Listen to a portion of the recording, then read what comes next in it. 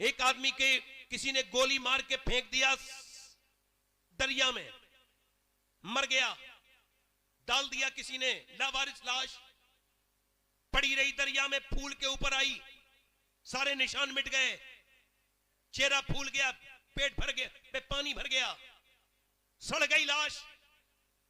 उसका पुलिस ने पकड़ के पोस्टमार्टम किया। पोस्टमार्टम ध्यान से सुनना, पोस्टमार्टम करने के बाद मुसलमान थी लाश, उसका निशानी मुसलमानों वाली मौजूद थी, उसे मुसलमानों के यहां पहुंचा दिया। इमाम साहब से कहा आप गुस्ल दीजिए। इमाम बोले मैं गुस्ल तो दे सकता हूं मगर कफन के पैसे मेरे पास नहीं है। कहा तो चंदा कर लेंगे। मस्जिद में ऐलान किया गया कफन दफन के लिए आप हजरात चंदा दें। कोई 10 रुपए लाया, कोई 3 रुपए लाया, कोई 5 रुपए लाया, जिसकी जैसी हैसियत थी। 2 घंटे चंदा हुआ, तब कफन के और उसके लकड़ियों के पैसे और तख्तों के पैसे और उसके इकट्ठे हुए। उसके बाद उसको दफन किया।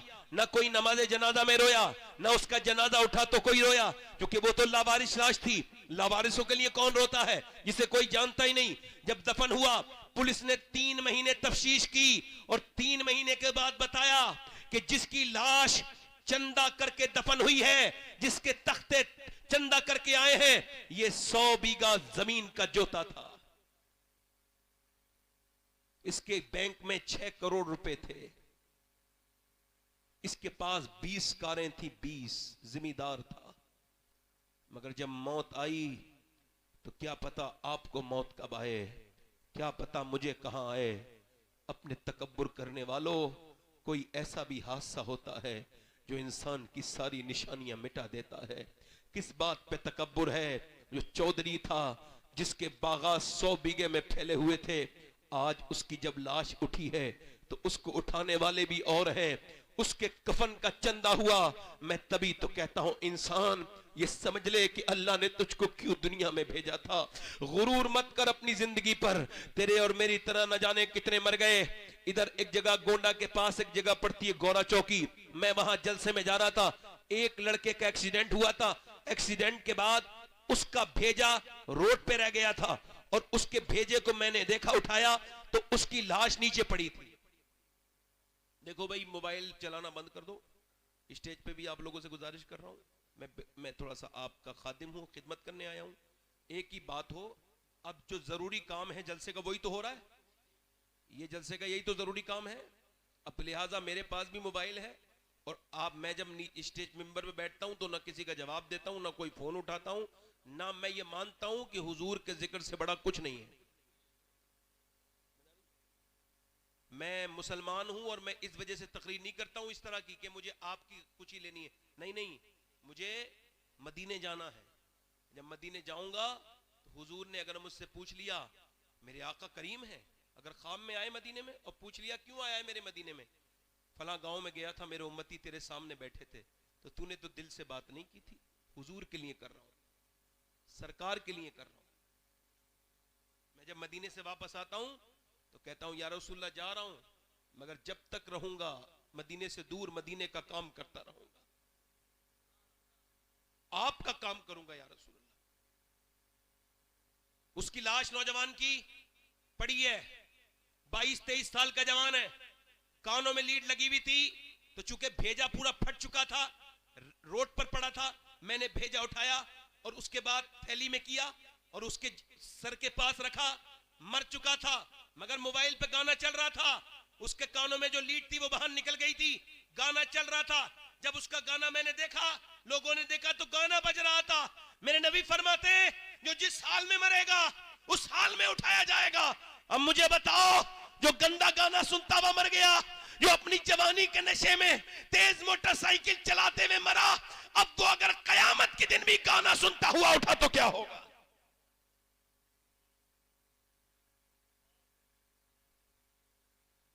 इंसान ने ये समझ लिया कि यूं ही पैदा कर दिया गया। ना ना मेरे दोस्त, ना ना, उमर कहते थे या अल्लाह काश उमर की माँ उमर के हक में बांझ होती, काश उमर उमर ना होता, एक दिन का होता। ये आखिरत का हिसाब व किताब, ये कब्र और हश्र के मामलात कितने सख्त हैं, चूंकि तुम्हें आपको और मुझे पता नहीं, इस वजह से डरते नहीं। मेरे दोस्त, मेरे भाई, इस तरफ देखो, मेरी अम्मी आयशा फरमाती हैं, जरा गौर करो, आज ऐसे ही वक्त गुजरता चला जा रहा है, कोई चौराहे पे वक्त गुजार गया, कोई मेरी बहन बेटी अम्मियां बुराइयां करने में वक्त गुजार दिया, कुछ गीबत करने के लिए वक्त है औरतों के पास, मर्दों के पास, चौराहे पे बैठ के बातें करने का वक्त है, मगर अल्लाह का जिक्र करने का वक्त नहीं। मेरे नबी फरमाते हैं, जन्नत में जब जन्नती चले जाएंगे और जब उनको जन्नत दे दी जाएगी तो जन्नतियों को कोई अफसोस नहीं होगा। ये मुझे बताओ, जन्नत अल्लाह जिसे दे देगा उसे कोई अफसोस होगा? नहीं नहीं, मगर जन्नतियों को भी एक अफसोस होगा। नबी से अर्ज की, या रसूलल्लाह वो क्या? का वो ये अफसोस करेंगे, जिस मालिक ने हमें जन्नत दी है, काश दुनिया में जो वक्त हमने खराब किया उसी मालिक को याद कर लिया होता, उसी रब को याद कर लिया होता जिसने जन्नत से हमें नवाजा है, जिसने जन्नत से हमें नवाजा है। मगर आज मेरा दोस्त गाफिल है। सूरज निकलता है तो कहता है, इंसान आज मैं निकल गया हूं, जो तुझको करना हो वो कर ले, मैं आज आया हूं, आज के बाद नहीं आऊंगा। जब दिन डूबता है तो कहता है, मैं गया, अब हिसाब के दिन आऊंगा, आज के बाद नहीं आऊंगा। सुबह हुई, शाम हुई, मौत के करीब चलते चले जा रहे हैं, लम्हा व लम्हा कब्र के करीब होते चले जा रहे हैं। ऐ मेरे दोस्त तौबा कर ले, ऐ मेरे भाई तौबा कर ले। आजा मेरे भाई, ये समझ ले अल्लाह ने तुझको क्यों पैदा किया, ये समझ ले। मैं आपको बताऊं, अपने पड़ोसी मुल्क में एक लड़का गाना गाता था, गाना गाते गाते मशहूर हो गया, 16 साल की उम्र में गाना गाते गाते बड़ा आदमी बन गया। उसने मर्सिडीज गाड़ी जीती, फिर दूसरी मर्तबा जीती, तीसरी मर्तबा जीती। उसने पैसे कमाए, दुनिया में घूमने लगा, वर्ल्ड टूर किया, उसके रियाल में, धर्म में, यूरो में, और उसने पाउंड में, डॉलर में रुपया कमाया। इतनी दौलत कमाई, एक शहर में एक घर, दूसरे शहर में दूसरा घर बनाया, 2 घर बन गए उसके। और 2 घर बनने के बाद अपनी मर्जी की लड़की से शादी की, नौकर चाकर पीछे, फोन, गाड़ियां, दौलत, शोहरत। 23 साल की उम्र में गाना गा रहा था, विदेश में गाना गाते गाते गिर गया। हसीन लड़का था, होश में आया, अस्पताल में था, चेकअप हुआ तो पता लगा दोनों गुर्दे खराब हो गए, दोनों गुर्दे। अल्लाह ना करे किसी के गुर्दे खराब हो। जब गुर्दे, अभी मुझे एक जवान लड़का मिला था, उसकी उम्र भी ज्यादा नहीं थी, उसने बताया कि मेरे गुर्दे खराब हैं। अभी आपके यहाँ मैं आया था और पता चला उसके बाप ने उसको गुर्दा दिया, तब उसकी जान बची। किसी का तो हो जाता है। इधर देखो, ये हाथ की नस फड़क रही थी काशीपुर के पास एक लड़के की। मैंने पूछा क्या हुआ, रो के बोला, मेरे दोनों गुर्दे खराब हैं और मेरा बाप सारी जमीन बेच के लगा चुका, मेरा बाप ने सब कुछ, मगर मेरे गुर्दे ठीक नहीं होते। कहता है 1 हफ्ते में 1 बार डायलिसिस होता है। डायलिसिस क्या होता है? पूरा खून निकाला जाता है, यानी जिसके गुर्दे खराब हैं उसका डायलिसिस 25,000 रुपए, 30,000 रुपए महीना कहां से आदमी देगा? घर बिका, मकान बिका। आप में से कितने लोग यहाँ बैठे हैं जिन्होंने, दिल से बताना, जिन्होंने 2 रकअत नमाज पढ़ी हो जिंदगी में? अगर नहीं पढ़ी हो तो जाके पढ़ लेना, वुजू करना, अल्लाह के सामने कहना, ऐ मेरे मालिक मेरे गुर्दे ठीक है, तेरा शुक्र है। जरा गौर तो करो आप। मुझे कश्मीर में टेलीफोन आया तकरीर करने के लिए, मैंने कहा मेरे पास वक्त नहीं। उन्होंने कहा जो आपकी तकरीर सुनना चाहते हैं ये कैंसर पेशेंट हैं और ये चाहते हैं कि आखिरी बार आपकी तकरीर सुन लें। मैं गया, उसको कैंसर था, वो अब तो इंतकाल भी कर चुका है, सलीम नाम था, दाढ़ी थी, मेरे कहने से दाढ़ी रखाई थी। मैंने पूछा क्या हाल है सलीम भाई, कमरे के अंदर? कहने लगा अल्लाह का शुक्र है। मैंने कहा मैंने सुना है आपको कैंसर है। कैंसर की वजह से तो शुक्र है, कुछों को अचानक अटैक से मौत आ जाती है, किसी को दिल का दौरा पड़ जाता है, कोई एक्सीडेंट में मर जाता है, मगर मैं अपने करीम और रहीम करब का कैसे शुक्र अदा करूं कि मुझे 2 महीने पहले डॉक्टर ने बता दिया कि तू मरने वाला है। अब जब 2 महीने के बाद अंधेरी कब्र में जाना है तो मैं तो एक कमरे में नहीं रह सकता, अंधेरी कब्र में कैसे रहूंगा? तो उसके सामने फूट के रोता हूं रात को। मैंने जब तक कैंसर की खबर नहीं सुनी थी तब भी नमाजें पढ़ी थी, मगर जब से कैंसर की खबर सुनी है अब बड़े आंसू निकलते हैं। सजदों में बड़ा मजा आता है, बगैर आंसुओं का सजदा क्या सजदा है। सजदा तो आंसुओं वाला है, बगैर मजे का सजदा क्या सजदा है, क्या सजदा है। कभी सरवा सजदा तुम्हें हुआ कहीं तो जमीन से आने लगी सदा, तेरा दिल तो है सनम आशना, तुझे क्या मिलेगा नमाज में। तूने कभी अपने रब को रब नहीं कहा, ये मुझे बता, मैं तुझसे पूछता हूं मेरे दोस्त, मैं तुझसे पूछने आया हूं, हाँ मेरे जवान तुझसे ही पूछने आया हूं। वो रो के कहता है सैयद साहब मैं अपने रब के सामने रोता हूं, अल्लाह 2 महीने के बाद मैं कब्र में जाऊंगा, मैंने गुनाह बड़े किए हैं, छुप छुप के मुझे माफ कर देना। हाय जरा गौर तो करो, सोचो तो देखो तो। एक आदमी को अस्पताल में भर्ती किया गया, उसको सांस लेने में दिक्कत हो रही थी, और जब सांस लेने में दिक्कत हुई, जब उसको अस्पताल में भर्ती किया गया, 1.5 दिन में ठीक हो गया। बिल आया 90,000 का, डॉक्टर को देख के रोने लगा।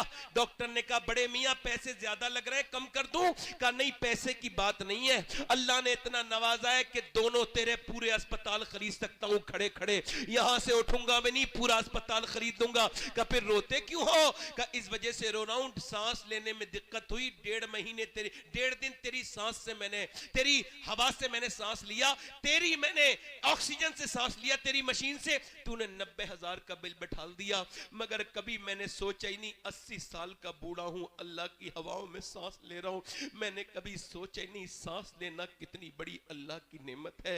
जाओ अस्पतालों में, कॉस्मोस में जाके देखो, जाओ साई में जाके देखो, अस्पतालों में सांसें नहीं आ रही, लोगों को वेंटिलेटर पे पड़े हैं, उन्हें रोज देखने अस्पतालों में जाया करो, कब्रिस्तान जाया करो। नेक तकरीरों से नहीं बनोगे, अपने अंजाम को सोचोगे तब बनोगे। कि आखिर देखो तो बीमार कैसे दुआ करता है मुझे सेहत मिल जाए। अल्लाह अकबर। मेरे दोस्त ये बता, तेरा गुर्दे का इलाज हुआ तूने लाखों लगा दिए, तेरा दिल का इलाज हुआ तूने लाखों लगा दिए, तेरा शुगर का इलाज हुआ लाखों लगा दिए। अरे जिसने तुझे गुर्दे का इलाज किया उसे लाखों दे दिए, जिसने गुर्दे दिए हैं उसके सामने कभी सजदा भी नहीं किया, उस रब को कभी करीम भी नहीं कहा, कभी कहा ही नहीं 2 रकात नमाज पढ़ के अल्लाह तेरा शुक्र है। याद रखो मेरे दोस्तों, मेरी बात याद रखना। इस नाक को सुने, इधर देखो मेरी तरफ गौर करो, ये मेरा पॉइंट नोट करो आप लोग। ये नाक है, नाक, नाक के अंदर एक बारीक सा बाल है, ये इसके अंदर रग है, रग बाल से बारीक, उसको दूरबीन से देखता है डॉक्टर तब नजर आती है, वो एमआरआई के बाद पता चलती है कि ये बंद है या खुली हुई है। और इसका काम क्या है? खुशबू और बदबू। अगर ये खराब हो जाए तो न खाने को सूंघ सकोगे, न फूल को सूंघ सकोगे, न कोई खुशबू आएगी, न कोई बदबू। तो सुनो, पूरी दुनिया का मेडिकल साइंस मिलकर भी एक ऐसी रग नहीं बना सकता जो अल्लाह ने हर बंदे की नाक में बनाई है। नारे तकबीर, नारे रिसालत, बस लगे आला हजरत औलादे गौसे आजम सैयद शबात हुसैन साहिब क़िबला। सुनो, साइंस से हमारा कोई झगड़ा नहीं है। साइंस ये कहता है कि सूरज चांद 1.25 लाख मील दूर है। साइंस कहता है, साइंस भी कहता है, साइंस किताबें तहकीक है। इधर देखो, कुरान किताबें तखलीक है। इस जमीन आसमान मेरे रब ने बनाई है। सुभान अल्लाह, सुभान किसी ने, लोगों ने खुदाई का दावा किया, मगर आज तक किसी ने यह दावा नहीं किया जमीन मैंने बनाई, आसमान मैंने बनाया, या इंसान मैंने बनाया। वो अकेला मेरा रब है जो दावा करता है जमीन भी मैंने बनाई है, आसमान भी मैंने बनाया। सुभान अल्लाह, सुभान अल्लाह। अगर आप अपने रब को नहीं पहचानोगे जिंदगी बेकार है। जब तक समझोगे नहीं रब कौन है, कौन है जमीन और आसमान का मालिक, कौन है बोलो। मैं क्या आपसे क्या अर्ज कर रहा था, वो नौजवान जो गाने गाता था, अब उसकी तबीयत खराब हुई, डायलिसिस हुआ, एक मकान बिका, दूसरा बिका, गाड़ियां बिक गई, रिश्तेदार छोड़ गए। गरीबों की रिश्तेदारी कम हो जाती है, अमीरों की बढ़ जाती है। बोलो गलत बात है या सही है? सुनो, जनाजे तो गरीबों के बड़े सुनसान निकलते हैं, अमीरों को छींक आ जाए भीड़ लग जाती है। मेरे नबी फरमाते हैं, मेरा एक उम्मती बीमार हो जाए और कोई अल्लाह की रजा के लिए उसे देखने जाए, फरमाते मेरे आका जब तक वापस नहीं आता मेरा उम्मती 70,000 फरिश्ते उसके लिए दुआए मगफिरत करते रहते हैं। जरा जोर से बोलो, हम जैसे गुनहगार लोग और बीमारी पे किसी को देखने जाएं तो 70,000 फरिश्ते दुआए मगफिरत करें। ये कितनी बड़ी बात थी, मगर गरीबों को कोई देखने नहीं जाता। ओ मेरे दोस्तों, कोई गरीब अमीर नहीं, मेरी तरफ देखो, मैं आपसे पूछता हूं, उसने लोगों को टेलीफोन किया मगर पैसे किसी ने नहीं दिए उसे।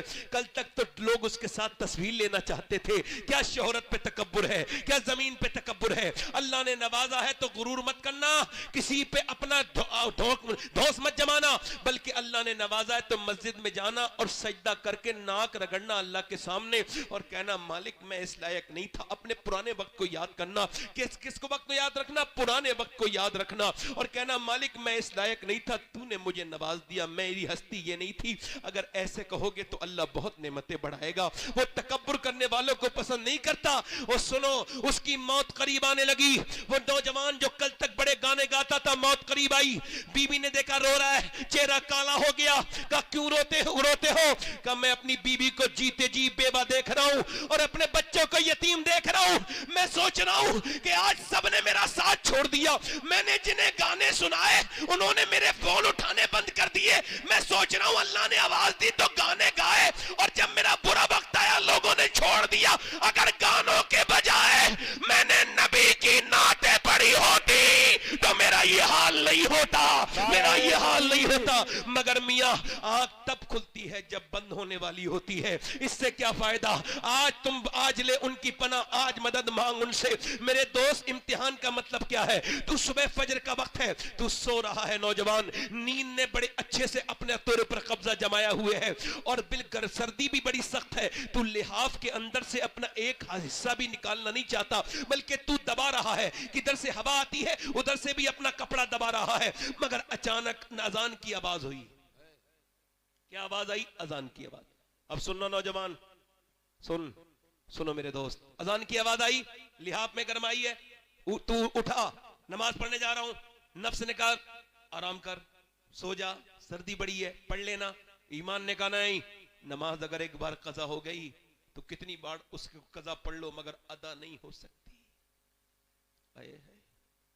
मैं आपको बताऊं, मैं अपनी बात कर रहा हूं, मुझे दुनिया में सबसे बेहतरीन काम यही लगता है कि नमाज को उसके वक्त में पढ़ लिया जाए। और मैंने नमाज की जितनी बरकतें देखी, अभी देखो चल रहा है ना, कितना चला ये वो दुनिया भर की चीजें, फला पकड़ लेंगे, नमाज नहीं पढ़ने देंगे। इस हाल में भी अल्लाह गवाह है कि मैंने हर जगह नमाज पढ़ी, एयरपोर्ट से लेके मुझे आज तक किसी ने टच तक नहीं किया। चूंकि मैं ये जानता हूं, मैं जिसके सामने झुक रहा हूं ना, वो दिलों का भी मालिक है, इंसानों का भी मालिक है।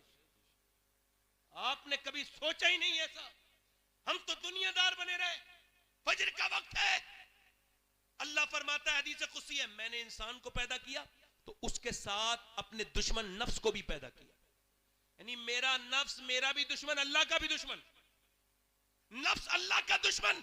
नफ्स कह रहा है आराम कर ले, ईमान कह रहा है उठ जा। नफ्स कह रहा है सो जा, सर्दी बड़ी है। ईमान ने लिहाफ फेंक दिया, और फेंकने के बाद, ईमान ने लिहाफ फेंकने के बाद ईमान आगे बढ़ा। उसने फिर ईमान ने ठंडे पानी में अपने हाथ डाल दिए, अब ठिठरते हुए वुजू करके मस्जिद में गया, कांपता हुआ, और अपनी नाक लगड़ दी। जैसे ही नाक सजदे में लगी है, फरिश्तों ने आवाज दे दी, आज ये बंदा अपने नफ्स पर कामयाब हो गया, इसने अपनी जिंदगी का ये वक्त कामयाब किया।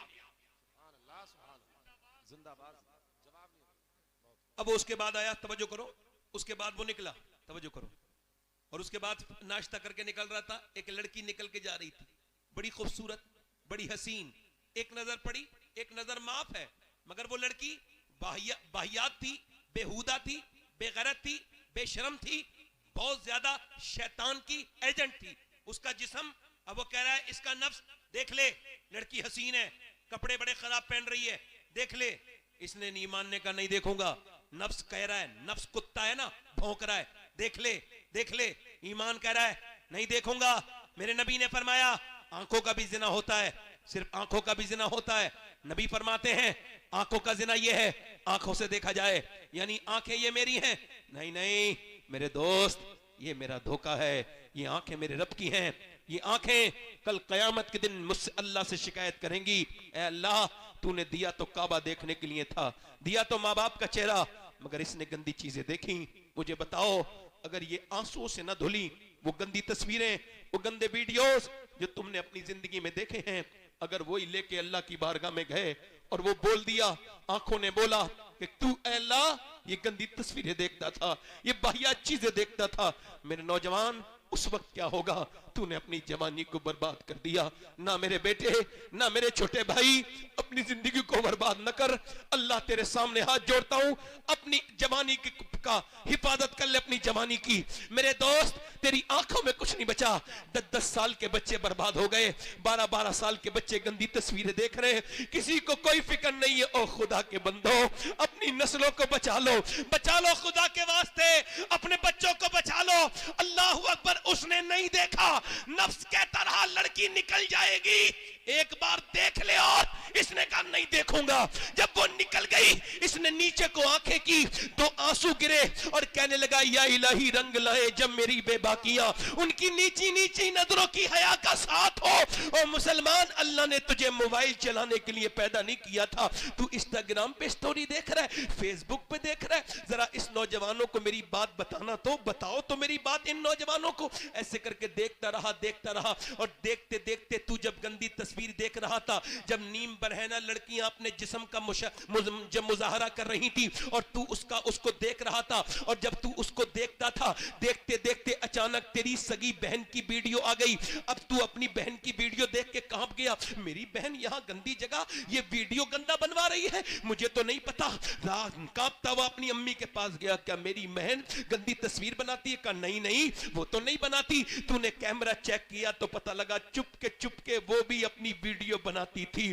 तू चुपके देखता था तो तेरी बहन भी चुपके लोगों को अपना जिस्म दिखा रही थी, अपने फॉलोवर बढ़ाने के लिए। ना मेरे दोस्त, ना मेरे भाई, वापस आ जा, ये गंदगी न कर। अल्लाह ने तुझे यूट्यूब इंस्टाग्राम के लिए नहीं, चौराहे पे बैठने के लिए नहीं, बल्कि तेरी जवानी तो इस वजह से है कि अल्लाह के प्यारे रसूल के गुलामों, तेरी जवानी तो इस वजह से है कि तू जवानी अपनी कामयाब करके जाए। तेरी जवानी औरतों के पीछे भागने के लिए नहीं है, तेरी जवानी बिया दुनिया के कामों के लिए नहीं है, बल्कि बरेली से मेरे ताज शरिया की आवाज आ रही है। जिंदगी ये नहीं है सभी के लिए, जिंदगी है नबी की, नबी के लिए। ना समझ मरते हैं जिंदगी के लिए, जीना मरना है सब कुछ नबी के लिए।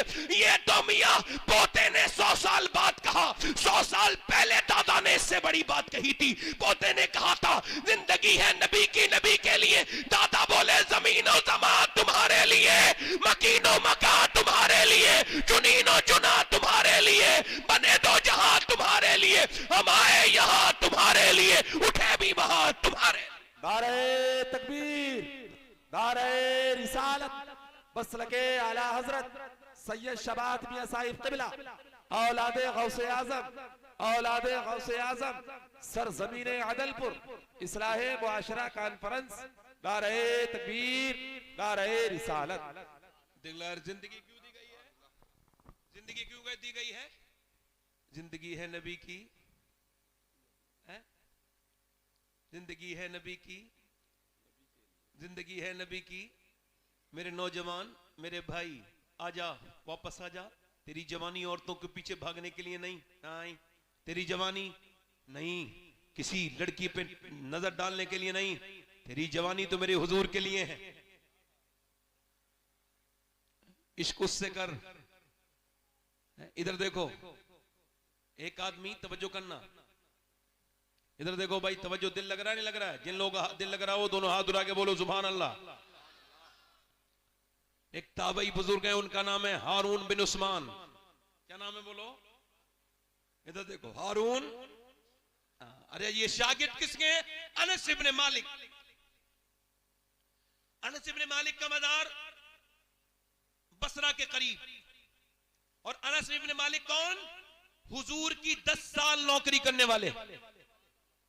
भाई नौजवान, वापस आओगे? अच्छा ठीक है। आप अच्छा मुझे देखो, मैं क्यों देखता हूं लोगों को? मैं सबका भला चाहता हूं, और मुझे क्या पड़ी है बोलो? मैं जो देखता हूं लोगों को, सुने सब। ये बताओ सुनाना कौन चाहता है? जो कुछ समझाना चाहता है वही तो सुनाना चाहता है भाई। अब तवज्जो करो। अब वो कह रहे हैं साहब लड़कियां बिगड़ गई, लड़के बिगड़ गए। ना ना ना भाई, लड़की लड़के बाद में बिगड़ते हैं, पहले अम्मी अब्बा बिगड़े हैं भाई। आपने ये पहले कैसे कह दिया कि लड़की लड़का बिगड़ गए? पहले तो अब्बा अपने घर में बड़ी सी टीवी लाया। तजर्बा है आपको इस बात का? नहीं। मेडिकल साइंस ये कहता है कि बच्चा पेट के बाहर असर नहीं लेता, मां का पेट के अंदर से लेता है। ये मेडिकल साइंस अब कह रहा है। अभी 20-25 साल पहले या 50 साल पहले उन्होंने ये बात डिक्लेयर की है कि मां के सोने का असर भी बच्चे पे होता है, मां के खाने का असर भी होता है। तवज्जो करो, मां के खाने का असर सुनो, मां के खाने का असर, मां के पीने का असर, मां के सोने का असर, मां के रोने का असर। मां कमजोर, बच्चा कमजोर। मां ताकतवर, बच्चा ताकतवर। नहीं, डॉक्टर कहते हैं टेंशन मत लेना, टेंशन लोगी तो बच्चे पे असर हो जाएगा। बल्कि ये जो अपनी बीवियों को मारते हैं इनके लिए बता रहा हूं, अभी रिसर्च हुआ है, ये जो बीड़ियां पीते हैं, बीड़ियां, इन्हें भी बता देना। ये जो सिगरेटें पीते हैं इन्हें भी बता देना। जो सिगरेट अपनी बीवी के सामने, हामला के सामने पिए और बीड़ी पिए, उसका बच्चा ज्यादातर जो है वो दिमाग के मामले में वो बहुत कमजोर पैदा होता है। ये जहर है, किसी का छोड़ा हुआ धुआं अगर नाक में आ जाए, जैसे मर्जी आपकी है, मेडिकल साइंस है। एक साहब कह रहे हैं गुटखे खाने से कुछ नहीं होता। अब जब उनका कैंसर हुआ तो किसी ने पूछा क्या हुआ? बोले यार मेरा बड़ा देर में आप, एक दो गुटखा खाने से थोड़ी हो जाएगा, हल्के हल्के होगा ना भाई। एक दो गुटखा खाने से, एक दो सिगरेट पीने से होगा? पूरे पूरे जबड़े कटे हुए लोगों के मुंह इतने से खुलते हैं, पूरी जिंदगी रोटी नहीं चबा सकते वो, अगर बच भी गए तो लिक्विड ही पिएंगे और अपनी जानों को हलाक कर रहे हैं मेरे दोस्त। अपने लिए नहीं तो अपनी बच्ची के लिए, अपनी बीवी के लिए, अपने बच्चों के लिए। आपको पता है, ये एक अस्पताल में मैं गया कैंसर मरीज को देखने, तो कैंसर के मरीज ऐसे करके ढके हुए, अब जब ऐसे करके ढके हुए थे, समझ रहे हो? अब उन्होंने ऐसे करके खोला डॉक्टर के पास जाने से पहले, तो डॉक्टर के वो आया कंपाउंडर, उसने कहा खोलो, खोला तो उसने स्प्रे मारा। स्प्रे से उसके कीड़े झड़ने लगे नीचे को, जो कीड़े थे छोटे छोटे नीचे को गिरे, उसने दिखाया नीचे कीड़े गिर रहे थे। और उसके बाद उसने उसके अंदर खुशबू मारी, स्प्रे मारा खुशबू का। अब डॉक्टर देखेगा, ये जो डॉक्टर है ना कैंसर देखने वाला, इसे तेरी जिस्म की बदबू पसंद नहीं। तूने जरा से शौक में ये क्या कर बैठा मेरे जवान? तेरे नबी ने तो ये कहा था कि तू वुजू करे तो 3 बार कुल्ली करना। इस्लाम ने तो ये कहा था कि जब तू सोए तो मिसवाक करके सोना, और जब उठे तो पहला काम मिसवाक करके कर। और तूने अपने मुंह में ये गंदी चीजें रख ली, तू गुटखे खा के सो गया। ओ मेरे दोस्त, नहीं नहीं मेरे भाई, नहीं। मैं क्या कह रहा था, माँ बाप का असर पैदा होने के बाद नहीं। हॉवर्ड ने रिसर्च किया कि बच्चे पागल कौन हो जाते हैं, पागल होते हैं पैदा होते ही, वो बेकार होते हैं। उन्होंने कहा ये वो बच्चे हैं जब अपनी माँ के पेट में थे, इनके बाप ने इनको मारा, जब मारा तो पेट के बच्चे पे असर हुआ, वो पागल पैदा हुआ। इसका मतलब ये है कि जब और डॉक्टर के पास जाती है औरत, और डॉक्टर कहता है तुम अगर चाहती हो बच्चा ताकतवर पैदा हो तो ऐसा करना कि तुम ऐसा करना, ज्यादा आयरन की चीजें खाना, जैसे बादाम खाओगी आयरन है, जैसे आप खाओगी सेब खाओगी आयरन है उसके अंदर। अगर आप ये चाहती हो कि आपका बच्चा ज्यादा विटामिन सी लेके पैदा हो तो उसके लिए आप लीमू को चूसना, लीमू पीना और संतरा खाना। आप ये चाहती हो बच्चे के अंदर विटामिन डी बढ़े तो ज्यादा अमरूद खाना, और धूप में बैठने से विटामिन डी बढ़ती है। और मेरी बहनें सुने कि जब अल्लाह का बनाया हुआ सेब, संतरा, अनार, अमरूद अगर मां खाए तो बच्चे पे असर हो जाए, तो क्या अल्लाह का कुरान मां पढ़ेगी तो बच्चे पे असर नहीं होगा? क्या बात है, नारे तकबीर, बोलो तो सही। रिसालत, बहुत खूब, बहुत खूब। जवाब बोलो होगा। इधर देखो ये पानीपत है, पानीपत ज्यादा दूर तो नहीं अपने यहाँ से ऐसे ही होगा 250 किलोमीटर। पानीपत दिल्ली से 80 किलोमीटर है, 90। वहां एक बच्चा पैदा हुआ, 1 दिन रोया, 2 दिन रोया, 3 दिन रोया, 4 दिन रोया। 1 हकीम, 2 हकीम, 3 हकीम, 4 हकीम, 5 हकीम, हकीमों ने देखा ठीक नहीं हुआ, एक महीने के बाद फखरुद्दीन बहाउद्दीन जकरिया मुल्तानी के दामाद गुजर के गए। उन्होंने जब आवाज सुनी, कहने लगे ये बच्चा रो नहीं रहा है, का फिर अल्लाह को याद कर रहा है, वली है अल्लाह का वली पैदा हुआ ये बच्चा। लोगों ने कहा कैसे? कहा आओ जाके घर दिखाता हूं। पहुंचे, कोई है?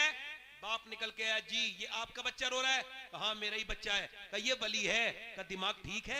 ना सोया है ना सोने दिया है, वली कह रहे हो? डॉक्टरों के पास लेके पागल हो गया। कहा मेरी गोद में लाके दो, उसे परेशान ना करो।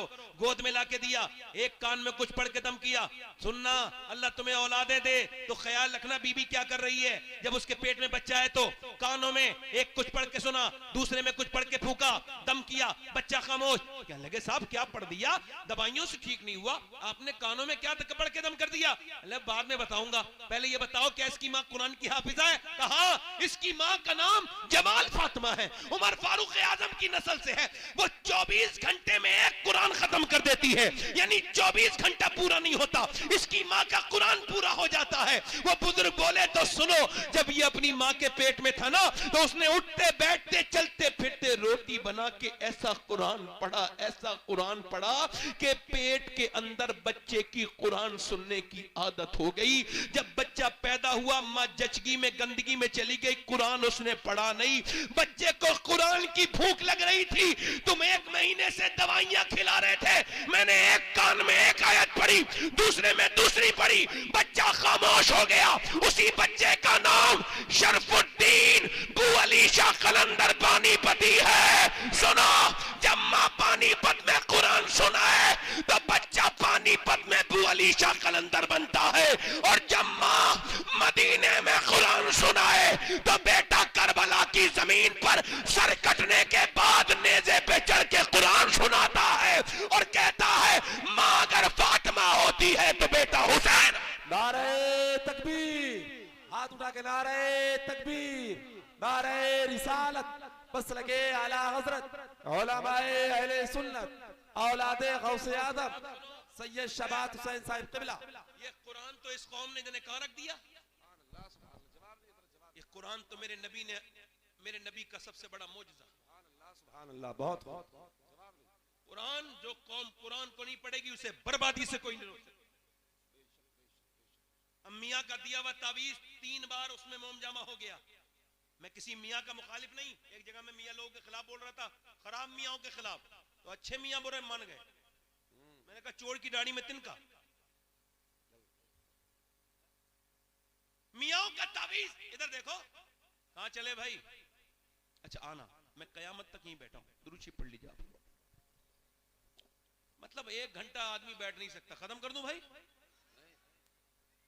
दिल लग रहा है? लग रहा है दिल? हाँ बोलेंगे नूर भाई, आपको ट्रेन भी पकड़वाएंगे, बोलेंगे, जोर से बोलो सुभान अल्लाह, दिल लगा के बोलो। मैं क्या अर्ज कर रहा था, मेरी तरफ देखो। अब वो मियाँ का तावीज तो मोम जामा करके लगा दिया गले में, और उसको तो पू भीतर भी लग रहा है, और जो हुजूर का कुरान था उसको अलमारी में रख दिया। उसकी तो जुमे के दिन भी गर्द नहीं छुटी। यार उस जमाने थे। इधर देखो, कुरान तो वो चीज है, ये उलमा बैठे हैं, कुरान तो एक गैर मुस्लिम लड़की की एक मुसलमान लड़की दोस्त थी बचपन में, तो वो मुल्लानी के यहाँ कुरान पढ़ने जाती थी तो वो भी इसके साथ जाने लगी। खैर हल्के हल्के उसने नाजरा पढ़ लिया कुरान पूरा। गैर मुस्लिम की लड़की ने, तवज्जो है कि नहीं? ध्यान से सुनना, गैर मुस्लिम की लड़की ने नाजरा कुरान पढ़ लिया। उसने हल्के हल्के हल्के हल्के चुपके चुपके अपनी पड़ोसन के साथ, अपनी सहेलन के साथ कुरान को हिफ्ज भी कर लिया। यानी एक गैर मुस्लिम की लड़की, मैं कौम का नाम नहीं ले रहा हूं, हालात ठीक नहीं है, मगर सुन लो, गैर मुस्लिम लड़की, बुतों के पुजारी उसके घर वाले, मैं तुम्हें कुरान का मौजज़ा दिखा दूं। कुरान को जो छोड़ दिया ना, ये कुरान को छोड़ना इस कौम की तबाही बन गई। जरा मैं सही कह रहा हूं तो बोलो जरा। वैसे मैं किसी के बोलने से फर्क नहीं पड़ेगा, मुझे पता है मैं बात सही कह रहा हूं। अगर कोई मुझे दाद नहीं देता तो मुझे उसकी अकल पे अफसोस होता है, अपनी तकरीर पे अब नहीं होता। हाँ, वो जमाना था, अपडेट हो गया हूं। तो वो जो है कि नहीं, कुरान पढ़ते पढ़ते वो लड़की जवान हो गई, उसका रिश्ता बड़े कट्टर आदमी के साथ हुआ जो मुसलमानों से बड़ी नफरत करता था। जब बारात आने लगी, शादी का वक्त ठहर गया, तो उसने अपनी उस्तादनी से कहा, उस्तादनी आपा, मैंने कुरान हिफ्ज़ तो कर लिया और दिल में मैंने कलमा भी पढ़ लिया है, मगर अगर मैंने बता दिया तो मेरे घर वाले मुझे मार देंगे, मेरे घर वाले मुझे। तो उसने कहा कि तू शादी कर, जाओ उसके साथ, गैर मुस्लिम के साथ, अल्लाह तेरा इंतजाम करेगा, और तू जिस कुरान की हाफिजा है वो खुद तेरी हिफाजत करेगा। कुरान, सुभान अल्लाह, सुभान अल्लाह। वो गैर मुस्लिम के साथ चली गई। उसकी उस्तादनी ने तोहफे के नीचे छुपा के कुरान रख दिया और कहा, मैं ये चाहती हूं ये मेरी शागिर्द वहां जाकर इस कुरान को खोले। अब वो कुरान जब वो नौकरी पे चला जाता तो वो कुरान पढ़ती और दुआ करती, अल्लाह मेरे शौहर को भी ईमान की तौफीक दे दे। मगर वो था बड़ा कट्टर, मुसलमानों से नफरत करने वाला, बड़ी नफरत करता था। मगर अल्लाह के इंतजाम, उसको एक दिन घर आया, बीवी के सामने रोने लगा। बीवी ने कहा क्या हुआ? कहने लगे कई दिन से तबीयत खराब थी, अस्पताल में चेकअप करके आया हूं, तो डॉक्टर ने कहा कैंसर आखिरी स्टेज में है, अब तुम बचोगे नहीं। कहता है एक तो तुम इतनी खूबसूरत, इतनी मेरी भरोसेमंद, इतनी खिदमत करती हो, और मेरे बच्चा छोटा सा, बस मौत की वजह से डर रहा हूं। आगे बढ़ के बोली, सुनो, मुझसे एक वादा करो, अगर तुम ठीक हो जाओ, मेरे पास इलाज है, तो जो मैं कहूंगी वो मान लोगे? उसने कहा बिल्कुल मान लूंगा, अगर मैं ठीक हो जाऊंगा। कहा बिल्कुल, तेरे पास कोई दवा? का है मेरे पास दवा। वो लेके आई पानी गिलास में, और उसने अपनी उस्तादनी को देखा था, अपनी पढ़ाने वाली अपनी जो है वो आपा को देखा था। उसने जो है ना उसमें सूरह फातिहा पढ़ के दम करना शुरू कर दिया। वो जब बीमार कोई आता था तो वो पढ़ती थी, वो दम करके पिलाती रही, पिलाती रही। तबीयत अल्लाह के फजल से ये हुई कि 3 महीने के बाद बोली अब चेकअप करा के आओ। चेकअप करा के आया तो उसने कहा ऐसा लगता है कि तुझे कभी कैंसर था ही नहीं, तेरे अंदर कभी कैंसर था ही नहीं। वापस आके खुश था, रिपोर्ट देख के फूले। अरे जिसकी जिंदगी बच गई हो बोलो, उससे बड़ी खुशी क्या होगी? बोला मेरी बेगम ये बताओ कि तुमने ये क्या पढ़ पढ़ के सुनाया था? कि तुम जिस इस्लाम से नफरत करते हो, ये उसी का कुरान मैंने पढ़ के सुनाया था, उसी रब का कुरान। अब तुमने मुझसे वादा किया था कि तुम कलमा पढ़ोगे। वो आगे बढ़ के बोला बिल्कुल, मैं बिल्कुल जिसे मैं नहीं मानता हूं उसकी किताब ने मुझे बचा दिया। जब मैं मानने लगूंगा तो फिर हाल क्या होगा? कलमा पढ़ के मुसलमान हो गया, फिर वो मुसलमान, उसका खानदान मुसलमान। कुरान अगर मां पढ़े तो पूरी खानदान को फायदा है। सुभान अल्लाह, सुभान या रसूल।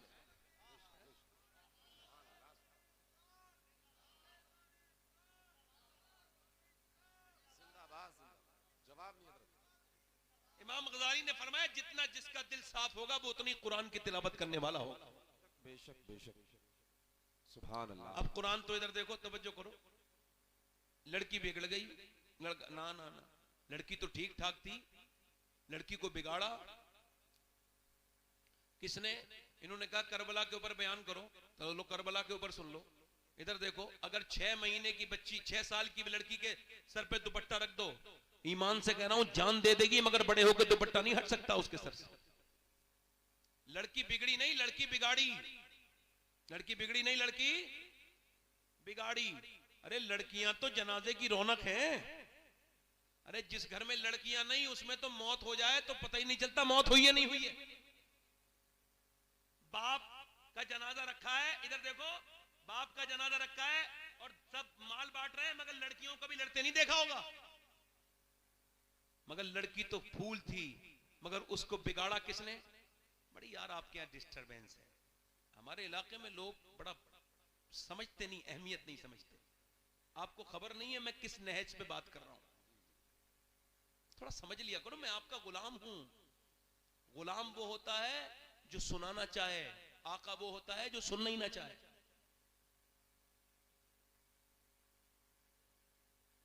खादिम हूं, आपका खिदमत करने आया हूं। खादिम वो होता है जो पानी गिलास में लेके खड़ा हो, और आका वो होता है जो पीना ही ना चाहे। मैं सुनाना चाह रहा हूं, उधर लोग इधर उधर बात कर रहे हैं। सुन लो भाई, हो सकता है मेरा आखिरी तकरीर हो, ये हो सकता है मैं कल की तकरीर ना कर पाऊं, कोई हादसा हो जाए, मर जाऊं, तो ऐसा भी हो सकता है। आप में से भी कोई आदमी ऐसा बैठा हो जो आज ही आज है, कल को अल्लाह ना करे वो दुनिया से चला जाए, तो कम से कम कुछ दिल में बात तो लेके जाए ना यार। सुनो बात, लड़कियां घर की जीनत है, रौनक है। हुआ क्या, वो घर में टीवी आया और वहीं से शुरू हो गई वो बुराई। अब 10 साल की हुई है लड़की, गंदी तस्वीर देख रही है अब्बा के साथ, अम्मी के साथ। घर में फिल्म चल रही है, अब्बा भी वहीं बैठा है बेगैरत, माँ भी वहीं बैठी, पूरा का पूरा खानदान बर्बाद है। ये वो माँ बड़ी दिल की कमजोर है, हीरो हीरोइन जब नहीं मिल रहे ना तो अम्मी रो देती है बेचारी, दिल की बड़ी कमजोर है। और जैसे हीरो हीरोइन मिले, अम्मी खुश हो गई और अब्बा भी खुश हो गए। यही ड्रामा 10 साल देखा, उसके जज्बात बर्बाद कर दिए इन जालिमों ने। और जब उसने देखा मैं जवान हो गई, ये शादी नहीं कर रहे, वो भागी। अरे भागो तो अब्बा खुश हो जाते हैं, अम्मी भी। जब वो भागी तो अम्मी बोली, हाय मेरी नाक कट गई, मैं मुंह दिखाने के लायक नहीं रही। अरे अभी तो दुनिया में दिखाने के लायक नहीं है, तू आखिरत में भी मुंह दिखाने के लायक नहीं। बेहुदा, तू जितने टीवी के सामने रोई है ना, अगर इतना अपना अल्लाह के सामने रोई होती तो तेरी बेटी भागती नहीं, बल्कि तेरी सर फख्र से बुलंद कर देती, तेरा नाम ऊंचा कर।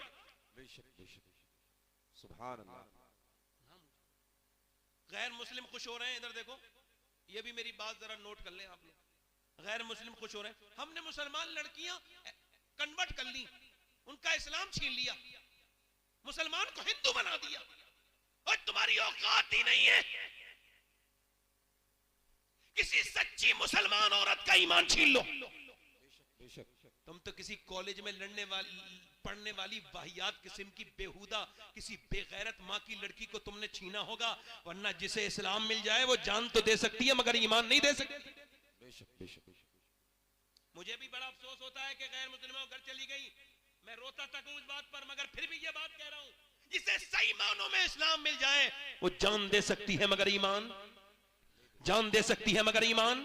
ये जितनी भागने वाली हैं, एक लड़की गैर मुस्लिम के साथ गई थी, मैंने उससे पूछा था, ये बता सैयदा फातिमा को जानती है? बोली ये कौन है? हंसना नहीं।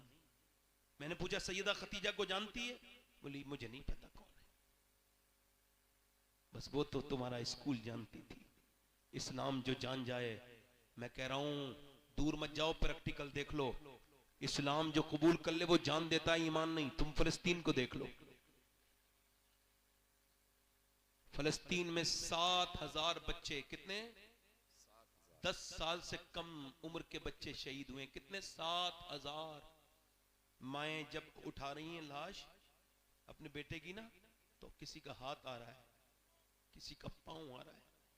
आप भी बच्चे वाले हो, मैं भी बेटा वाली हूं, बेटे मेरे भी बच्चे हैं। तुम्हारे 5 साल के 2 साल के बच्चे को ऐसे उठाओ तो किसी का हाथ आ रहा है, किसी का सर उड़ गया। एक एक ब्रेड पे एक ब्रेड पर 3-3 लोग दावेदार हैं, एक ब्रेड पर। हजारों लोग शहीद हो गए, किसी को तकलीफ नहीं है। कोई इदारा फलस्तीनियों के बारे में कुछ नहीं कहेगा क्योंकि वो मुसलमान है, नबी का कलमा पढ़ते हैं। किसी को तकलीफ किसी को नहीं होगी मगर गुंबदे खजरा के मकी को होगी। मेरे नबी फरमाते हैं, मेरे उम्मती जब तेरे पाँव में कांटा लगता है तो मुझे तकलीफ होती है। फरमाया था मेरे हुजूर ने, मदीने के हालात बिगड़े सहाबा तो मुल्क के शाम चले जाना। अर्ज की हुजूर जब शाम के हालात बिगड़े तो फिर मेरी उम्मत के लिए दुआ कर देना, मेरी उम्मत में बड़ा सख्त वक्त होगा। कैसा सख्त वक्त है उम्मत के ऊपर।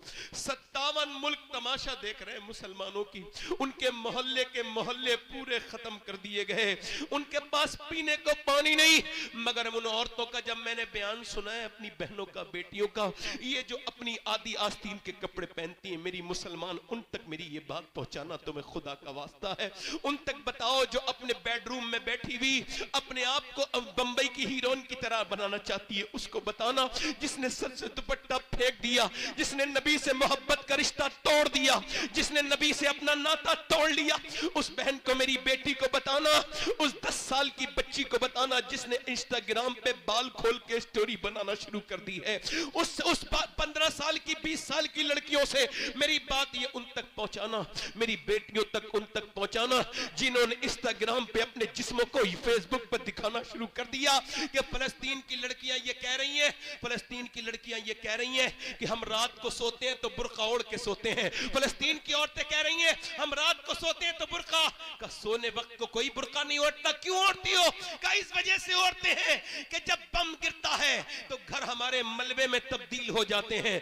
हम ये चाहती हैं कि जब हमारे ऊपर बम गिरे और हम जब मलबे में दबें और जब हमारी लाशें निकलें तो बेपर्दा नहीं होनी चाहिए, पर्दे में होनी चाहिए, बेपर्दा नहीं होनी चाहिए, पर्दे में। ऐ फिलिस्तीनियों तुम्हें सलाम हो, ऐ फिलिस्तीन की गाजा पट्टी की मेरी बहनों, तुमने तो हमें जीने का सलीका सिखाया मगर हम सीख न सके, हम सीख न सके, तुमने तो बहुत सिखाया मगर हम सीख न सके। हाय ये दुनिया लग गई, क्या समझते हो ये दिल लिए फिर रहे हो?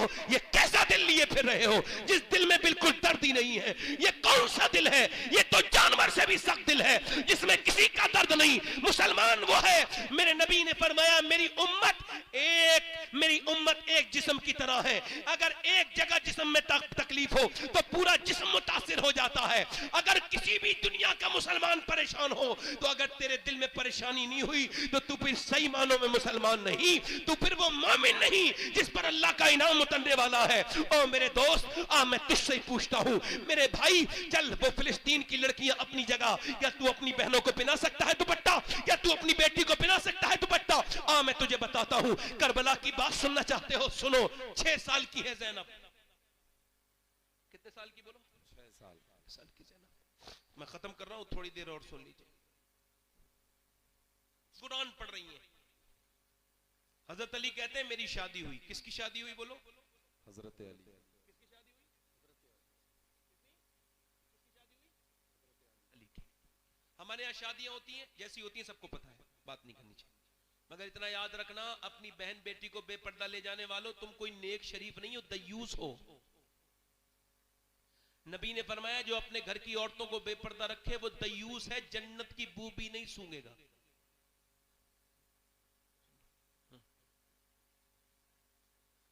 हजरत अली कहते हैं मेरी शादी होकर मेरी फातिमा मेरे घर में आई, मेरी बीबी, तो मैंने उन्हें देखते ही रोना शुरू कर दिया। तो वो बोली क्या आपको शादी पसंद नहीं जो रो रहे हैं? मैं आगे बढ़ा, उन्होंने मेरा हाथ पकड़ा, क्यों रोते हैं? तो वो बोली क्यों रोते हैं? तो मैंने कहा कैसी भी लड़की हो, कितनी भी गरीब, उसके दिल की ख्वाहिश होती है जब दुल्हन बने तो एक जोड़ी कपड़े पहन ले। मैं देख रहा हूं फातिमा, आप जिस कपड़े में दुल्हन बन के आई हैं उसमें 17 पैमत लगे हुए हैं और आपको कोई अफसोस नहीं, आपको कोई तकलीफ नहीं। तो सैयदा फातिमा ने सर उठाया और कहा मेरे सरताज आप गम न करें। मेरे अब्बा फरमाते मेरी बेटी फातिमा, अल्लाह कपड़ों से राजी नहीं होता, अल्लाह तो सजदों से राजी होता है। कैसे राजी होता है बोलो? सजदों से। काश के मुसल्ले बिछ गए होते, काश के नमाजें पढ़ ली होती, काश के तब्दीलियां आ गई होती। मेरे दोस्त मेरी तरफ देख, करबला का मैदान है, सैयदा कायनात की बेटी ज़ैनब है। कौन है बोलो? ज़ैनब। इधर पूरा घर पड़ा हुआ है, बच्चा काट दिया गया है। अली के घर के नबी के विसाल को अभी 50 साल ठीक से नहीं हुए कि पूरी हुजूर की नस्ल का कत्ल कर दी गई। छोटे छोटे बच्चे, इमाम हुसैन, उनके सारे साथी, करबला का मैदान, ज़ैनब सैयदा हैं, निकल के जा रही हैं तो किसी ने आपकी चादर पे हाथ डाला, चादर खींच ली। चादर जब खींची तो बालों से सर ढक लिया। क्या करबला सुनोगे? बालों से सर ढक के मदीने की तरफ को मुंह देख के कहा, है मेरे नाना, मैं वही ज़ैनब हूं कि जब आप दुनिया से तशरीफ लेके जा रहे थे तो आपने मुझे सीने लगाया था और कहा था मेरी ज़ैनब बिल्कुल अपनी नानी खदीजा से मिलती हैं। ऐ नाना, मैं वही ज़ैनब हूं जिससे आप बहुत प्यार करते थे। आज मैंने वादा किया था अम्मी से मेरा सर कभी नंगा नहीं होगा, मगर मेरे भाई शहीद हुआ हुसैन, मेरा सर नंगा नहीं हुआ। मेरे भाई की, मेरे भतीजों की लाश पर घोड़े दौड़े, मेरे सर से दुपट्टा नहीं गया, मगर अब जालिम ने मेरा दुपट्टा खींच लिया, मेरे पास दुपट्टा नहीं है, मैंने बालों से चेहरा ढक लिया है। मेरे नाना नाराज ना होना अपनी बेटी से, अपनी नवाजी से नाराज ना होना। लो दुपट्टा छिन गया तो बालों से सर ढक गया, चेहरा ढक गया। ओ मेरी बहन, मेरी बेटी, ये तेरी दुनिया। ओ मेरे दोस्त, जरा अपनी बेटियों की खबर ले, अपनी बहनों की खबर ले। जरा देख तो उधर जनाजे पड़े थे करबला की बीबियों के, शोहरों के, और वो सजदों में अल्लाह के सामने। इमाम ज़ैनुल आबिदीन फरमाते, मेरी फूफी ने करबला से लेके दमिश्क, दमिश्क से लेके मदीने तक का सफर किया, मगर मेरी फूफी ने कभी, मेरी फूफी की नमाज तहज्जुद भी कज़ा नहीं हुई। मेरी फूफी जब वो ऊंट नहीं रोकते थे तो ऊंट के ऊपर ही नमाज अदा कर लेती थी। बस मसला वही आता है, तरजीह अव्वल अल्लाह को बनाना होगा, उसी को बनाना होगा। मैंने दोस्तों, कब तक तौबा नहीं करोगे? बोलो कौन सा दिन आएगा जो तौबा करोगे? बोलो कौन सा दिन आएगा? मैंने अपने बाप को अपने सामने दफन होते देख लिया, मैंने अपने ताया को अपने सामने दफन होते देख लिया। मेरा बेटा कब्र में चला गया। मैं पूछता हूँ, तुमने अपने रिश्तेदारों को दफना दिया, और भी कोई निशानी चाहिए मौत के ऊपर? नहीं नहीं, मेरे नबी फरमाते हैं, मेरे आका फरमाते हैं कि जब रूह निकाली जाती है मैयत की, मरने वाले की, तो वो उसके गले की ताकत छीन ली जाती है, वरना वो इतनी जोर से चीखे कि उसके चीखने से लोग अपने बच्चे छोड़ दें, अपना घर बार छोड़ दें, अपनी दुनिया छोड़ दें। उसकी चीख ऐसे निकले, अल्लाहु अकबर, कैसा पुरदर्द है मौत। मौत कितनी सख्त है मौत। कभी आपने सोचा मौत कितनी सख्त है? मेरी बेटियों, मेरी बहनों, तुमको तो बड़ा अंदाजा होगा, जब उंगली जलती है तो कितना दर्द होता है। क्यों? क्योंकि जब आग पहुंचती है तो रूह भाग जाती है, रूह जहां से हटती है वहां दर्द होता है। जरा गौर करो, जब रूह निकलती होगी तो कितनी तकलीफ होती होगी, पूरे जिस्म से रूह निकलती होगी तो कितनी तकलीफ होती होगी। हजरत सैयदना ईसा अलैहिस्सलाम अपनी माँ मरियम की कब्र पे जाते हैं और कहते हैं, मेरी माँ मरियम, मैं अब मुर्दे जला लेता हूँ, तू कहे तो तुझे जिंदा करूं। अंदर से आवाज आई, ना मेरे बेटे ईसा, मेरी रूह निकली थी, इतनी तकलीफ हुई थी, उसका एहसास अभी तक हो रहा है, उसका एहसास अभी तक हो रहा है। हजरत उमर फारूक आजम, कोई है उमर फारूक आजम के टक्कर का यहाँ पर? तो फिर क्यों नहीं डरते? उमर कौन? मेरे नबी ने फरमाया, मेरे बाद कोई नबी होता तो मेरा उमर होता। फरमाया, मेरा उमर जब ईमान लाया तो आसमान के फरिश्तों ने खुशियां मनाई। हजरत उमर के मारी गए चाकू, जब मारा चाकू, फट गई आंत, दूध पिया, आंत से निकल गया। बेटे से बोले, वक्त मौत का करीब है, सर रख दे जमीन पे। नहीं रखा। ओए अब्दुल्ला, सर जमीन पे रख दे। नहीं रखा। अब्दुल्ला, सर जमीन पे रख दे। ओ बेटे रख दे। सर जमीन पे जब रखा तो अपनी नाक आपने मिट्टी में रगड़ी और कहा, ऐ अल्लाह, लोग कहते उमर ये है, उमर वो है, मगर उमर तो तेरी बारगाह का मुजरिम है। अगर उमर तो तेरी बारगाह का मोहताज है, मौत का वक्त है, अगर तूने आज उमर को न बख्शा तो उमर बर्बाद हो जाएगा, उमर बर्बाद हो जाएगा, उमर बर्बाद हो जाएगा। हाय उमर! कौन उमर? हजरत अली आए, बोले, या उमर तुम क्यों रोते हो यार? मैंने नबी से सुना है कि तुम्हारा घर जन्नत में है, तुम्हारा महल सुनहरा है, इतना खूबसूरत महल है कि मेरे नबी को पसंद आया था। अली तुम गवाही दोगे? मैं भी गवाही दूंगा, मेरा बेटा हसन भी गवाही देगा। ओ मेरे दोस्त, याद रखना, जो भी आपने किया है सब लिख गया है। एक एक चीज को वो देख रहा है, वो समीन बसीर भी है, वो अलीमुल खबीर भी है, वो अल्लामुल गुयूब भी है, वो देख रहा है, वो सुन रहा है, वो जान रहा है। एक औरत मूसा अलैहिस्सलाम के जमाने में, आखिरी रिवायत, अपने मूसा अलैहिस्सलाम के जमाने में एक आदमी के पास आई, कह लगी, मेरे बच्चे भूखे हैं, बड़ी प्यास, भूख है मेरे बच्चों को, कुछ दे दे। उसने कहा, मैं तो औरतों का शौकीन हूँ, तुझे पसंद करता हूँ, रात गुजार, जिस्म पे इख्तियार दे दूंगा। उसने कहा, सुन, अपना जिस्म बेचने नहीं आई, वापस गई, मगर फिर आई, कह लगी, मेरे बच्चे बेहोश होने लगे, मजबूर हूँ, दे दे, रात को आ जाऊंगी, जो तेरा दिल चाहे कर लेना। वो ठीक है, पैसे लेके चली गई, खिला पिला के शाम को आई, रात को बैठी थी, जब बैठी थी ना, इसके करीब कमरे में, ये इसके करीब गया जिना करने के इरादे से, हाथ जब लगाया ना, हाथ जब लगाया तो कांपने लगी और फिर उसके पसीने आए। और क्यों रोती है? पैसे नहीं मिले क्या? ड्रामा करती है? का सब कुछ पैसे नहीं होते, ईमान भी कुछ होता है। का क्या मतलब? का मेरे बच्चे अगर भूखे ना होते तो मैं कभी नहीं आती।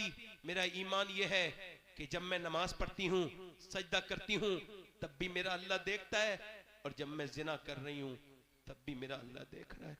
ऐ मेरे दोस्त, मेरे नौजवान, तुझको इस बात का एहसास ना हुआ कि तू जब गलत जगह गया, किसी लड़की को गलत जगह लेके गया, किसी होटल में, किसी रूम में, तो किसी ने न देखा मगर अल्लाह ने तो देख लिया ना तुझे, रब ने तो देख लिया ना तुझे। बोल, तुझे अल्लाह की शर्म नहीं? मेरे नबी फरमाते हैं, मेरा अल्लाह फरमाता है, ऐ मेरे महबूब, मैं अगर जानी जिना करने वाले को माफ भी कर दूं, वैसे वो करीम है, मगर फरमाता है, हदीस कुदसी है, ऐ मेरे महबूब, मैं जिना करने को माफ भी कर दूं और अगर उसे जन्नत भी दे दूं तो जन्नत में अपना दीदार नहीं कराऊंगा, यानी वो अपना दीदार नहीं कराएगा। इन आंखों से देखोगे जिससे गंदे नजारे देखे थे, तुम्हारे मेरे नफ्स ने मुझे बर्बाद कर दिया। इस नफ्स को पहचानो। ऐ तो नौजवानों, अपने नफ्स की ख्वाहिशों में बर्बाद ना हो जाओ, ना ना ना, अपना वकार बनाओ, अपने आप को मजबूत करो, अपने ईमान और अकीदों को। मोल्ला रूम कहते हैं, एक चूड़ी बेचने वाला चूड़ी बनाता था सुनार सोने की, उसने एक औरत को बुलाया और उसने जो है ना अपनी, उसका बच्चा कोई नहीं था, उसने एक लड़का ले लिया, लड़का 20 साल का हो गया, एक औरत को चूड़ी पहना के घर आया। बीबी ने कहा कौन सा गुनाह किया है? कोई नहीं। दरवाजा नहीं खोलना जब तक बताओगे नहीं। बोला एक लड़की का हाथ पसंद आ गया था औरत का, मैं पकड़े रहा थोड़ी देर, फिर सोचा अल्लाह देख रहा है, छोड़ दिया। कहा अंदर आ जा, मैंने जिसे अपना बेटा बना के पाला है ना 20 साल, आज उसने मेरा गंदे तरह से हाथ पकड़ा, गंदे तरह से हाथ लगाया।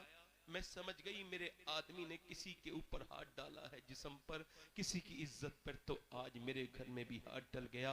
वो आदमी कांप के बोला है अल्लाह मेरी बेटी मेरी बीबी की हिफाजत कर ले। हमें भी सोचना चाहिए नौजवानों, ना ना ना मेरे दोस्त, अपनी जवानी बर्बाद न कर, ना मेरे दोस्त, अपने रब से डर।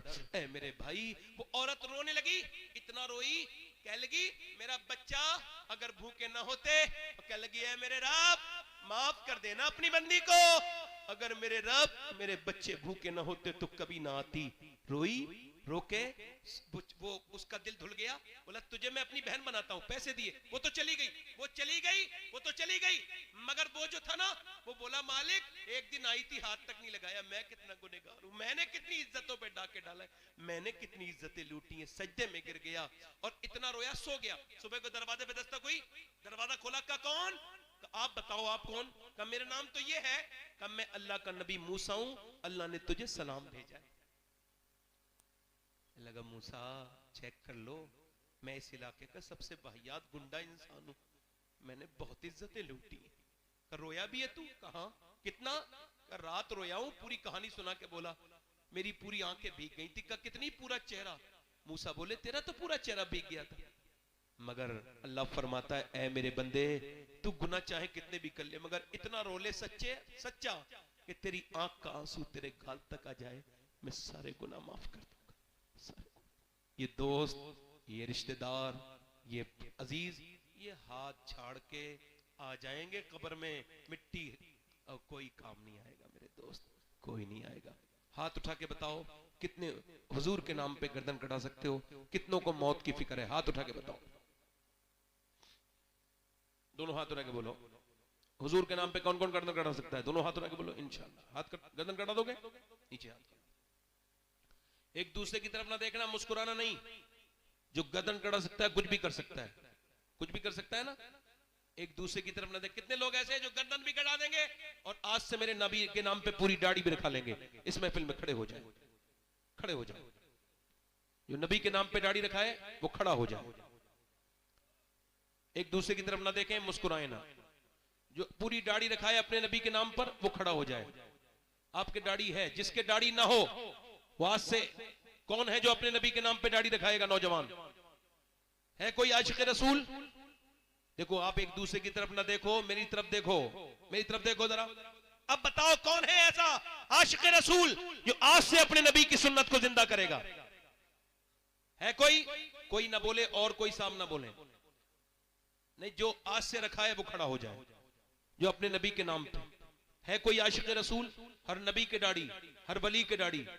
हाँ याद रखो, दाढ़ी सुन्नत है, सुन्नत से चेहरे में बरकत होती है। दाढ़ी मुड़ाने वाला खूबसूरत नहीं है, दाढ़ी रखाने वाला खूबसूरत है। कोई इस महफिल में आशिक रसूल हो, नौजवान कोई एक, जो आज से अपने नबी के नाम पे पूरी दाढ़ी रखाने की नियत करे, वो इस महफिल में खड़े होकर कहे आज तक जिया था सभी के लिए, आज से जीऊंगा नबी के लिए। है कोई आशिक रसूल? सुभान अल्लाह। इस महफिल रसूल में है कोई आगे पीछे से दीवाना हुजूर का? देखो मुझे कोई अफसोस